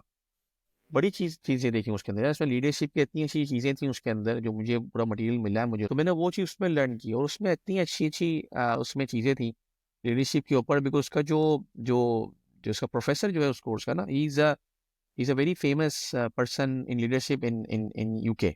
बहुत ही सीनियर बंदा है वो। और US में भी काफ़ी उसके काम है इन चीज़ों के ऊपर। तो वो लीडरशिप गुरु है एक तरह से, वो वन ऑफ द लीडरशिप गुरु है वो। तो उसमें काफ़ी मुझे चीज़ें समझ आई। फिर एक और मैंने कोर्स किया था इसी का, IMD का एक था ब्लॉकचेन के ऊपर, blockchain and future of finance. उसमें ओके। काफ़ी चीज़ें लर्निंग की मिली। तो मैं ये नहीं कि मैं कोई एलुमनाई के पीछे पड़ा हुआ, ऐसा नहीं है, बिकॉज उसमें भी कोई बहुत सारी आपकी आपके पास कोई 20-25 आपके पास उसमें ऑप्शंस हैं, कोर्सेज हैं। तो मैं करना चाह रहा हूँ 2 चीज़ों के ऊपर मेरा जो फोकस, एक कि मेरी सॉफ्ट स्किल कैसे इंप्रूव होंगी, और दूसरा जो एआई की जो चीज़ें चल रही है ना, मैं कोई एआई एक्सपर्ट नहीं बन रहा मैं यहाँ पे, या मैं कोई प्रोग्रामर नहीं बना, पाइथन वाइथन नहीं सीखना मुझे, लेकिन एज अ सीएफओ मुझे ये पता होना चाहिए कि अगर मेरे कोई कोई चीज़ मुझे है, वो कौन सा सॉफ्टवेयर या कौन सी ऐसी टेक्नोलॉजी जो मुझे सपोर्ट कर सकती है उस चीज़ को ऑटोमेट करने के लिए, सही। तो ये मुझे पता होना चाहिए। ओके। हम्म, नहीं, ये बड़ा डाइवर्सिफाइड एक्सपीरियंस मिलता है आपको डिफरेंट कंट्रीज़ में जाके, हम्म, स्पेशली जो आपने कहा एलुमनाई के ऊपर, उससे आपको एक्सपोजर मिलता है चीज़ों को सीखने का। और ये पता लगता है कि कौन कौन से मसले किस जगह कैसे देखे जाते हैं और कैसे हल किए जाते हैं। ये एक्सपोजर बहुत मिलता है आपको एज अ सीएफओ। तो जब आप आते हैं किसी बोर्ड मीटिंग में या अपनी कंपनी के डिसीजन मेकिंग में, वो एक्सपोजर बड़ा हेल्प करता है आपको कि यार मैंने ये सोल्यूशन वहाँ देखा था, तो वो कई लोगों से मिला था उनकी कॉन्फ्रेंस के अंदर। अच्छा, हम्म, इसमें इन्वेस्टमेंट बड़ी होती है पढ़ाई के अंदर। हम्म। आप अपने आप पे इन्वेस्टमेंट बहुत कर रहे हैं इस वक्त। मैं बहुत कर रहा हूँ, जैसे हाँ। ये लंदन बिजनेस स्कूल का जो कोर्स है, मैंने ये 50-50 किया था मैंने। तो उसकी आधी कॉस्ट मैंने बेयर की, और टाइम इन्वेस्टमेंट भी बहुत है इसके अंदर, बिकॉज उसके 4 हम्म। मॉड्यूल्स हैं। 2 दफ़ा आपको यूके जाना है, लंदन जाना है आपको, और 2 आपने ऑनलाइन करना है with the day to day. तो बहुत टफ थे मेरे कुछ महीने, और फिर ऑन टॉप मैंने स्पीकिंग अपॉर्चुनिटीज भी ली हुई थी। तो बीच में तो बहुत टफ हो गया था मेरा, मतलब एक टाइम में तो मैं एक वक्त में 2-2 कोर्सेज कर रहा था मैं, एक ही टाइम। वो इत्तेफाक से वो क्लैश हो गए थे वो टाइमिंग्स, और साथ में वो मैं ट्रैवल कर रहा था, वो अलग, तो काफ़ी टफ था। लेकिन बस अल्हम्दुलिल्लाह ये था कि डेफिनेटली मेरी मेरी कंपनी बहुत सपोर्टिव है, मेरे सीईओ बहुत सपोर्टिव है। ही अंडरस्टैंड कि यार वो एक वैल्यू है जो मैं क्रिएट करूँगा अपने लिए और कंपनी के लिए। तो काफ़ी उन्होंने सपोर्ट दिया इसके अंदर, तो यकीन ये करना पड़ता है ये, मतलब अब इसमें लोग, अब जैसे आप करते हैं, आप ये सब बात की ना कि वो काफ़ी इन्वेस्टमेंट करनी पड़ती है उसको। अब मतलब देखिए ना, आप भी तो कर रहे हो ना इतना सब कुछ, आप कितनी चीज़ों पे कर रहे हो ना, लेकिन हमारा चक्कर पता है कि हम चलो यार करते हैं, भी करते हैं, अरे अभी तो नहीं, अभी क्लोजिंग हो जाए, फिर ऑडिट हो जाए, फिर ज़कात हो जाए, फिर छुट्टियाँ हो जाए। मैं पता है, अब जैसे मेरे ऑफिस में भी है, जैसे मैं भी कर रहा हूँ, मेरे है कोलीग्स हैं, एक मेरा सीईओ भी जो, वो भी कहते हैं यार अभी थोड़ा ये करता हूँ मैं, अगले उसमें महीने में नेक्स्ट उसमें करता हूँ। मैं कह यार कर लो एक दफ़ा, जब कर लोगे ना, जब पैसे चले जाएंगे ना आपकी जेब से, फिर आप जक मार के टाइम निकाल लोगे, और टाइम है। अच्छा, मैंने नोटिस किया है कि लर्निंग जो है ना, सही मानों में पैसे इन्वेस्ट किए बगैर आती नहीं है। बहुत सारी लर्निंग आपको मिलेगी, यूट्यूब पे मिलेगी, आपको सोशल मीडिया पे बहुत ज़्यादा चीज़ें नज़र आएंगी, लेकिन एक जब आप पे करते हैं ना, उसका सबसे बड़ा फ़ायदा ये होता है कि आप टाइम भी देते हैं उसको। फ्री चीज़ की वो वैल्यू नहीं होती है। मैं अक्सर, हम लोग वेबिनार करते हैं, वेबिनार में 100 से ज़्यादा लोग रजिस्टर कर लेते हैं। अब क्योंकि उन्होंने कुछ पे नहीं किया, तो सारे लोग ज्वाइन भी नहीं करते, और जो ज्वाइन कर लेता है उसको फ़ायदा होता है। तो ये एक माइंडसेट है कि आपने इंटेंशनली, अगर आपने कुछ सीखना है तो पैसे निकालने पड़ेंगे जेब से आपको, बिल्कुल भले वो सही। कम हो या ज़्यादा हो, वो आप पे डिपेंड करता है। लेकिन कहीं ना कहीं अपने आप पे इन्वेस्टमेंट करें, ताकि आपकी एंगेजमेंट आती है इन्वेस्टमेंट करने से। उसके बगैर एंगेजमेंट नहीं आती है। लेकिन हमने जो सीफो प्रोग्राम किया था, वो 12 महीने का था। अगर मैं हाँ, आपसे बोलूँ जी, मैं आपको उस प्रोग्राम में फ्री ऑफ कॉस्ट एंट्री दिला देता हूँ, आप 12 महीने नहीं कर सकते कंटिन्यूस के अंदर, आप क्लासेस स्किप करेंगे। लेकिन पैसे की वजह से हम हर क्लास लेते हैं जाके। तो तो मैंने ये उससे भी बड़ा बड़े मैटर बंक करता मारे। है इसके अंदर। मैंने उसे 12 महीने वाले, मैंने बहुत बीच में बंक, मैं नहीं कर सका था, बिकॉज 12 महीने इज ए लॉन्ग कमिटमेंट, उतना हाँ, आसान नहीं है उसको करना। लेकिन यार जो कर रहे हैं ना लड़के, उन्होंने किया है, किया है दे लोगों रियली ने। Shine out, they really shine out, वो आपको दिखा भी होगा इसके अंदर। और माशाल्लाह उससे बहुत लोग उससे बाहर निकले। मेरा थोड़ा प्रॉब्लम आ गई थी कि जो जब ये वीकेंड पे आ गया था ना, सैटरडे के अंदर आ गया था, सैटरडे को मिड डे के ऊपर शाम को 5 बजे 6 बजे, that is very difficult for me. मेरा अभी भी एक आई डोंट नो, कुछ लोग कहते हैं ये शायद ये वीकनेस है जो भी है, लेकिन वीकेंड है ना, मैं वो फ्राइडे फ्राइडे और फिर सैटरडे का इवनिंग टाइम, वो मैं नहीं दे सकता, मैं वो फैमिली के लिए ही होता है, उसमें मैं नहीं करता हूँ। इसलिए बहुत से कोर्सेज में, इवन आपका भी जो जैसे कोर्स है, वो इसलिए नहीं मैं ज्वाइन कर पा रहा हूँ कि वो सैटरडे को इवनिंग के अंदर है, और वो टाइम में नहीं दे नहीं, सकता, आपको वो मेरे मेरा लिए कोर्स पॉसिबल। लेने की जरूरत नहीं है, आप तो कोर्स बनाए दूसरों के लिए। अरे नहीं नहीं, देखिए देखिए देखिए, वही बात है ना यार, अभी देखिए ना, आप अब क्या पता कभी फ्यूचर में मैं कोई कोर्स बना तो आप मेरा कोर्स कभी देख भी लो, तो मैं कोई और चीज़ बनाऊंगा जो आप नहीं बनाओगे। हाँ। लेकिन लर्निंग तो कहीं भी, वैसे मैं आपकी जितने भी वेबिनार्स होते हैं, मैं लाइव अटेंड नहीं करता हूँ, लेकिन मैं आपकी वीडियो जरूर देखता हूँ, आपकी हो गई, वली खान की हो गई, अहमद साहब की हो गई। मैं बड़ा शौक से उनको देखता हूँ, जब भी मुझे, मैं जिम जाता हूँ, मैं मेरे शाम में जिम जाता हूँ, तो वहाँ पे मैं लगा लेता हूँ, लोग गाने सुन रहे होते हैं, मैं वहाँ पे वीडियो सुन रहा होता हूँ मैं, तो अच्छा, वो मैं हमने भी उसमें कुछ टाइम ना की कुछ बात मिल की, जाता है। मुझे थोड़ा सा टाइम पे आना है कि हाँ, मैंने अक्सर लोगों से सुना है कि यार, मैं हम लोग भी एक, हमाद साहब वाली, हम लोग मिलके एक प्रोग्राम बना रहे हैं हम लोगों ने मनी माइंडसेट का, तो उसके हवाले से हम जब लोगों से मिलते हैं तो लोग कहते हैं कि हमारे पास टाइम ही नहीं है, कैसे करें। हम उनको मोटिवेट करते हैं, यार कोई साइड हसल स्टार्ट करें अपनी, कल जॉब खत्म हो जाती है तो आप आगे क्या करेंगे। सऊदी अरब में या जो मिडिल ईस्ट में लोग रहते हैं वो लाइफ टाइम यहाँ पे नहीं है, एक दिन उसका एंड आना है और आपको अपने कंट्री में जाना है। तो उसके लिए अगर आपकी सैलरी रेगुलर आ रही है इस वक्त, उस सैलरी का कुछ पोर्शन अपने पे इन्वेस्ट करते रहें, जैसे आप कर रहे हैं अभी। वो आपके लिए फ्यूचर के लिए आप इन्वेस्ट कर रहे हैं, इसका रिटर्न ऑन इन्वेस्टमेंट शायद अगले महीने ना आए, अगले साल ना आए, लेकिन हो सकता है कि 4-5 साल बाद उसका रिटर्न आना शुरू हो जाए। तो वो आपने अभी से अपने पे इन्वेस्टमेंट करना है, ताकि आपकी साइड हसल इस हद तक चली आए, कल आपकी जॉब खत्म होती है तो यू कैन स्विच ओवर। बिल्कुल सही। तो ये लोगों को ना बड़ी मुश्किल से डाइजेस्ट होता है, क्योंकि जब तक जॉब अच्छी चल रही होती है ना, सैलरी टाइम पे आ रही होती है, आपको कोई प्रॉब्लम नहीं होता है, आप उस बिल्कुल सही। कंफर्ट जोन में खुश होते हैं। यार हमें कौन निकालेगा, हम 20 साल से इस कंपनी में बैठे हैं, अचानक से खबर आती है कि जी हम ले ऑफ कर रहे हैं और आप उसमें रहिए, 1 महीने के बाद आप नहीं है, उसके बाद हाथ पैर फूल जाते हैं। और उसके बाद सही। क्या होता है कि आप अपने फाइनेंशियल मतलब को मैनेज कर रहे होते हैं, मैनेज के बचा रहे होते हैं, खर्चे कम कर रहे होते हैं, क्योंकि आपको अगले 6-7 महीने उसको खींचना होता है, आपके हाथ पैर ही फूल जाते हैं। तो ये कभी कोई एक्सपीरियंस आया है जॉब खत्म होने का लाइफ में यार कभी? हम तो अल्लाह का शुक्र है, अभी तक ऐसा कुछ मेरे साथ हुआ तो नहीं है, लेकिन किसी के साथ भी हो सकता है। बट हम्म। या जब मैंने कहा ना, जब मैं फॉर्म में था या फिर जब मैं किंग अब्दुल्ला पोर्ट पे आया, तो वहाँ मुझे जब एक टाइम लगा था मुझे निकलना है यहाँ से। लेकिन मैं अब एक सेचुरेशन पे आ गया हूँ, वो पीक पे आ गया हूँ, अब मुझे यहाँ से निकलना है। हम्म। तो उसमें प्रॉब्लम होती है। अब जहाँ तक टाइम देके, अगेन देखो, है कुछ कुछ ऐसी जॉब्स हैं जो लोग कर रहे हैं जिनके पास टाइम नहीं है, इसमें कोई शक नहीं है, उनको ब्लेम भी नहीं कर सकते हम लोग।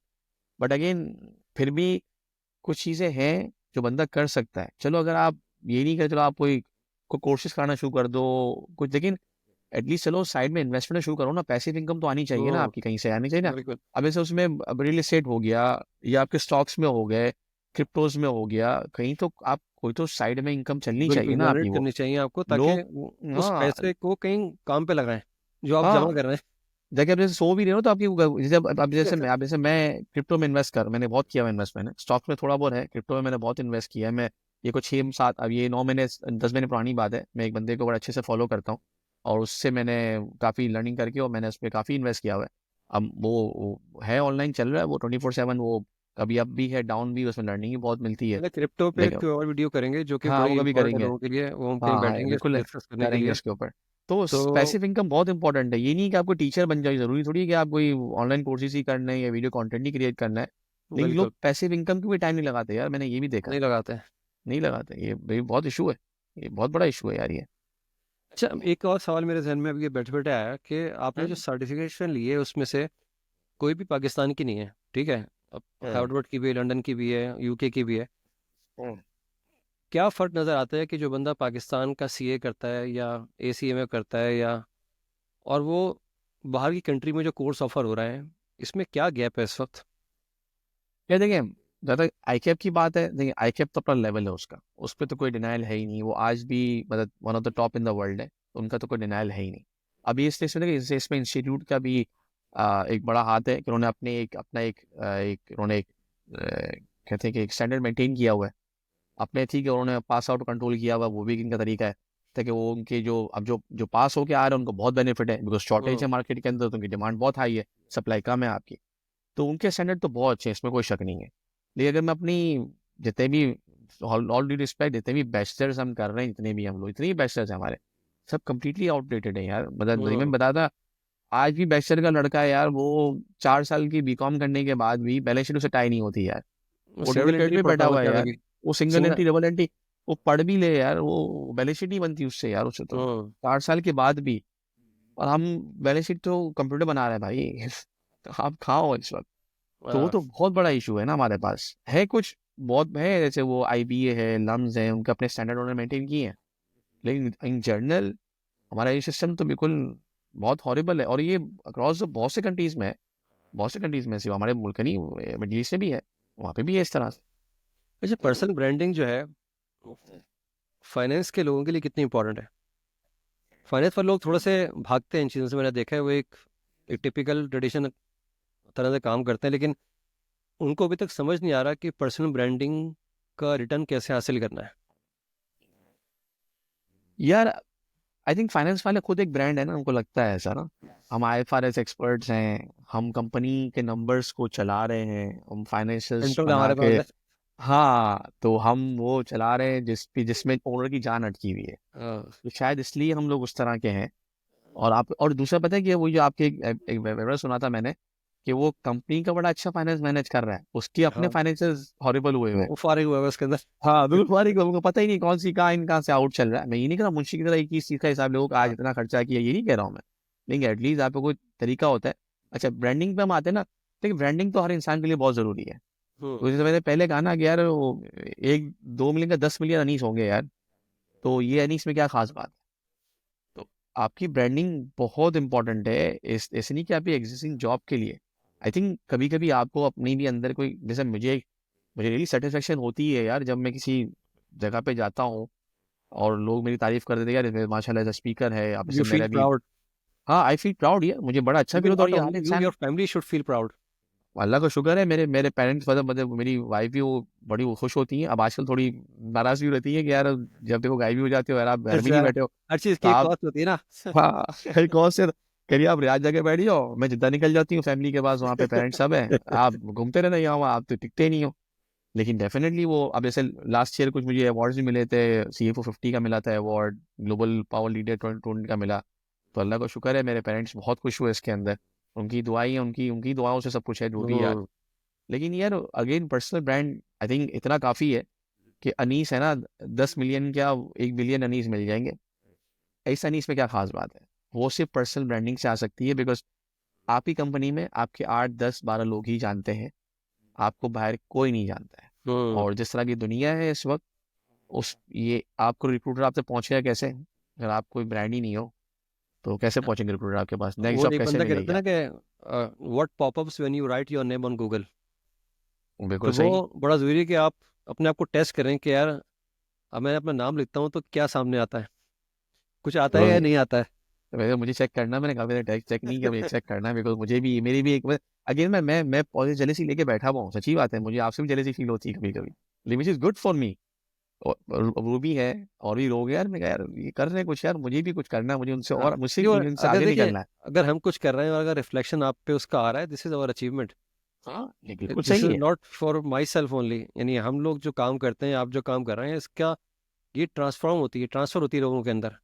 और अगर आप उसको ट्रांसफर कर पाए, दिस इज योर अचीवमेंट।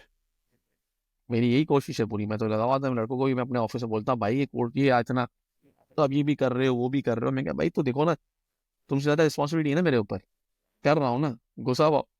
थोड़े तो बच्चे भी एक एक होंगे यार, मेरे तो माशाल्लाह 3 बच्चे हैं यार, माशाल्लाह। अलग ट्रैवल है मेरा। लेकिन बस वो अब जो अपने कंफर्ट जोन में बैठा हुआ है ना, वो निकालना बड़ा मुश्किल होता है। इसलिए आपके पास मैंने कोई कुछ ऐसे, जस्टिफिकेशन नहीं है, अनलेस उसको उसको अल्लाह ना करे कोई डैमेज आता है, तब आगे खुल हाँ जाती हैं। हाँ फिर खुल जाती हैं, तो पहले खुल जाए तो अच्छी बात है यार, मैं तो हम तो यही बोलते हैं यार, ताकि थोड़ा कुछ भी नहीं तो देखो, अभी देखो मैं भी जैसे कर रहा हूँ ना, मैं कोई इनकम जनरेट नहीं कर रहा हूँ। हाँ अभी देखो नहीं, अब ये है कि फॉर एग्जाम्पल इस साल जो मेरे कुछ इवेंट्स है जो हो रहे हैं, उसमें स्पीकर जा रहा हूँ, तो कुछ लोगों ने मुझे अकोमोडेशन ऑफर कर दी है, कुछ लोगों ने कहा ठीक है चलो आपके एयर टिकट हम दे देंगे। तो ये लास्ट से मैंने सारा अपनी जेब से दिया था, नहीं, इस अगर साल आप में वो देखिए, चीज़ें बचा आपको लूंगा। आपको इनकम जनरेट नहीं कर रहे हैं अनीस, लेकिन आप टाइम इन्वेस्ट कर रहे हैं। ये वो आज सेविंग की आ गई ना। इन्वेस्टमेंट कहीं ना कहीं कल आनी है। ऐसा हो नहीं सकता कि कोई बीज लगाए उस पर फल ना निकले। देखो तो उससे ये पौधा ये निकलना ही निकलना है। ये तो मेरा वो इस मेरा इंशाल्लाह आगे ये जाके मेरा निकलेगा। हाँ ये मेरा तरीका है। और क्या ग्रो करने का। कोई आखिरी एडवाइस अनीस लोगों के लिए? यार कुछ मल्टीपल है, अगर थोड़ा 5 मिनट लगेंगे लेकिन मैं कर लूंगा उसको, बिकॉज मेरा बड़ा था पाँच कि मैं मिनट ये आपको बात दिए करूँ। मैंने। हाँ और ये कि मेरे ये कि लोगों के लिए अच्छी चीज़ है। और उर्दू में पॉडकास्ट है, तो पॉडकास्ट है डेफिनेटली, पाकिस्तानी भाई हमारे और सब जितने भी कोई सब सुनेंगे तो अच्छी बात है उसमें। पहली चीज़ जो मैंने अपनी मेरी अपनी लाइफ का जो पूरा है, जो मेरा अपना फंडा है और जिससे मैं जो भी हूँ आज में हूँ, सबसे इम्पोर्टेंट चीज़, पहली चीज़, अगर आपके पेरेंट्स हैं ना हयात, टेक केयर ऑफ देम। हम्म। आप ये अनबिलीवेबल रिटर्न्स मिलेंगे आपको, बिल्कुल। गारंटेड। गारंटेड है, ठीक है ना, एज अ मुस्लिम हम बिलीव भी करते हैं इस चीज़ के ऊपर। दूसरी चीज़ ये है कि हम जो इन्वेस्टमेंट्स करते हैं ना, नॉर्मली हम लोग वो जो बहुत सी चीज़ों में इन्वेस्टमेंट में निकल जाते हैं हम लोग, वो जो इंटरेस्ट की तरफ निकल जाते हैं या प्रॉफिट की तरफ निकल जाते हैं। आज इस्लामिक बैंकिंग के अपने इशूज हैं अपनी जगह पे, उसमें ग्रे एरियाज बहुत सारे हैं। मैं रिकमेंड ये करूँगा, try avoiding it as much as possible. मैंने वो 5% के चक्कर में ना अपना 100% हरार मत करो। ये मैं बोलता हूँ। एग्जैक्टली। कुछ बोलते इस्लामिक बैंकिंग ठीक है, लेकिन ग्रे तो है ना, तो क्यों जाना है भाई उसके अंदर, और बहुत से एवेन्यूज है अर्न करने के लिए आपके पास। ये 2 चीज़ है। तीसरी चीज़ जो आपने पहले ही बोली बहुत इंपॉर्टेंट, कि अपने ब्रांड पे या अपने ऊपर काम करो, अपने ऊपर इन्वेस्ट करो। अपने ऊपर इन्वेस्ट करो। यस, कंपनी देखो, ये कंपनी तो है, but everybody in this world is replaceable. ये हो ही नहीं सकता कि आप बोलोगे मैं कल चला जाऊंगा तो कंपनी बंद हो जाएगी, ऐसा कुछ भी नहीं होगा। और आप जाते हैं आपका तो पूरा काम सही चल रहा होता है नॉर्मल, अगले यार दिन की खुदा ना सेल भी उतनी खास्ता, बड़ी होती है। हाँ खुदा ना खास्ता, अगर आप खुदा ना खास्ता मर आ गया, अगर आप खुदा ना खास्ता, सबने मरना ही है, कि लेकिन अल्लाह सब कुछ सेहत जिंदगी दे, लेकिन हो गए तो आप एक दिन में रिप्लेस हो जाओगे, लेकिन फैमिली के लिए इनरिप्लेसेबल हो आप। बिल्कुल। तो उसमें आप अपने पर्सनली अगर अपनी चीज़ों पे इन्वेस्ट नहीं करोगे, कल उस फैमिली के बारे में भी आपने सोचना है। उसको बैलेंस करो, वर्क लाइफ इंटीग्रेशन लेके आओ। ये बहुत इंपॉर्टेंट है, लोग इसको भी बहुत कभी कभी मिस करते हैं कि चलो यार अभी बहुत टाइम है, बाद में देख लेंगे। फाइनली बहुत इंपॉर्टेंट चीज़ जो हम सारे एशियंस में मिसिंग है, हेल्थ, एक्सरसाइज। ये हम लोग कोई भी नहीं करते। मैंने थोड़ा शुरू किया, बीच में थोड़ा आउट हो गया हूँ। ये बहुत ज़रूरी है, हेल्थी बहुत लाइफ ना बढ़िया। बहुत ज़रूरी है। एक बड़े फेमस डॉक्टर हैं इंडिया के, वो बोलते हैं कि जिंदगी में ना 2.5 सुख हैं। 2.5 है, 2 भी नहीं ना 3, 2.5 सुख है। तो 2.5 सुख 250 क्या का है? है?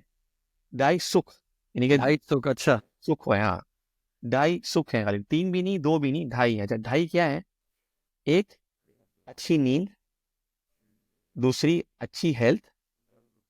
और बाकी जो आधा है ना, वो सब कुछ, आपकी जॉब, आपकी फैमिली, आपकी सारी एक्टिविटी, सब कुछ। तो ये नींद और हेल्थ, ये 2 तो चीजें, बहुत इंपॉर्टेंट, जान ये है तो सबसे, जान है। हाँ, ये चीज़ पे लोग बहुत कम काम करते हैं। थिंक यही सब चीज़ें हैं, आई थिंक ये, और आई थिंक और अपने पे काम करेंगे तो आप खुद ही ऑटोमेटिक रास्ते खुल जाएंगे आपके ऊपर, आपके लिए। चलें, ज़बरदस्त Anees. I think our time is done. Hmm. 1 घंटा हमारे पास हो गया है। बातें बहुत सारी हैं, लेकिन उसको हम अगली पॉडकास्ट में किसी को करेंगे। स्पेशली हो सकता है हम दोबारा बात करें क्रिप्टो के ऊपर, कि लोग कैसे उस पर इन्वेस्ट कर सकते हैं, क्या क्या सोर्सेज हैं। तो वो भी है उसकी, ये हाँ, पूरी एक इन्वेस्टमेंट्स पॉडकास्ट पे, रहेगी शायद। हाँ इन्वेस्टमेंट पूरा तो कर सकता हूँ मैं। मैंने बड़े इस पे बड़े धक्के खाए हैं, मैंने बड़ी ठोकरें खाई हैं मैंने इसके अंदर, लेकिन काफ़ी ज़बरदस्त। अच्छा नहीं सेट नहीं, किया बहुत है मज़ा मैंने। आया पॉडकास्ट में, मैंने बड़ा इन्जॉय किया। और नहीं, थैंक यू। इंशाल्लाह लोगों ने भी इन्जॉय किया होगा, मुझे बताएं। और all the best for all your future plans, and wish you all the best. Thank you Nadeem, thank you Wadeem भाई, जज़ाकल्लाह।